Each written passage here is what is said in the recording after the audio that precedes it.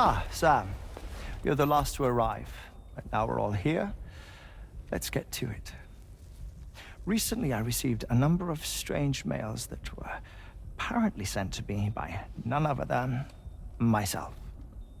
And Fragile has been receiving similar communications too. Isn't that right? Yeah, I got a few about Lou's records. It goes without saying, I did not, in fact, send them.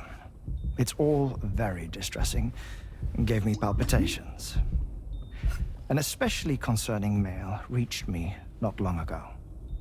Attached were some highly sensitive UCA documents on BBs and chiral communications technology, including classified records of the BBs who were sacrificed to build the foundation of the chiral network. These extraordinary children were the catalyst required for the network to route data through the beach. They served as a bridge between the beach and our world, hence the Bridge Baby moniker.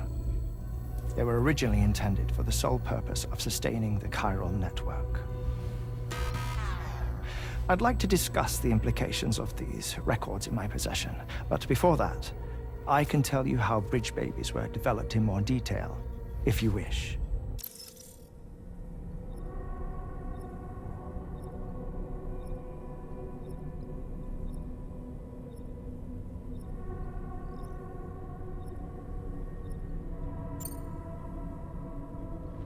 R&D commenced shortly after the Death Stranding was first observed. The inciting incident having occurred during the performance of a cesarean section to save the child of a brain-dead mother. But perhaps the rest should be explained by someone who remembers the period. If you're willing to indulge me. I can't speak with any authority, but if you insist. When the obstetrician touched the fetus during the procedure, it's said they glimpsed the beach.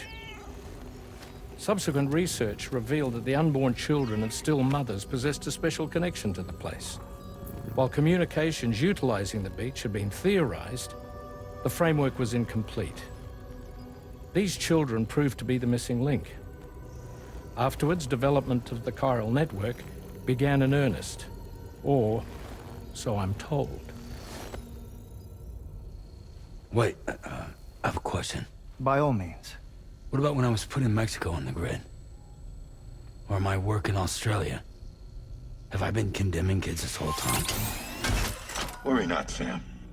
The new Cupid model does not require a human catalyst. You can be assured of that.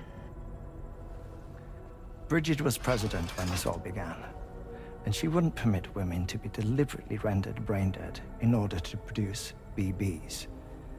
But the Bridges researchers were not deterred, and they pressed on with their plan in spite of the president's misgivings. To secure test subjects, it seems Bridges smuggled pregnant women into the country from Mexico, among other places. Consequently, they were able to produce the BBs needed to make the chiral network a reality.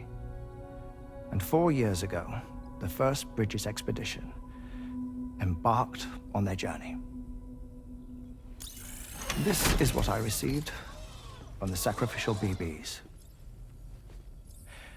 Including backups, a total of 10 units were prepped for integration, but only 9 were used to lay the foundations of the North American network. I attempted to ascertain the whereabouts of the 10th, to no avail. But as drawbridge, we should have a higher security clearance than me personally. Just to be prudent, would you mind running a search? As Deadman determined, there was another BB-28 that existed before Lou, which was decommissioned. Fragile later discovered that, 4 years ago, Lou was assigned BB-28 serial number, and for reasons unknown, placed into storage.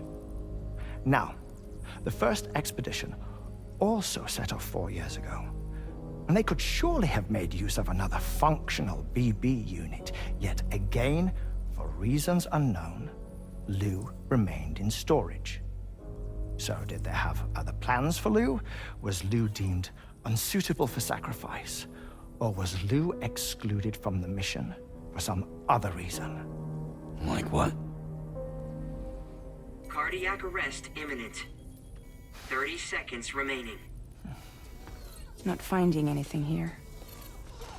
All the official records claim BB-28 was decommissioned. That's it. There's also nothing to suggest a connection between the missing BB and Lou. Still, we know for a fact that they played a part in the first BB experiments. So we have to ask the question, did Lou play one too? 3, 2, 1.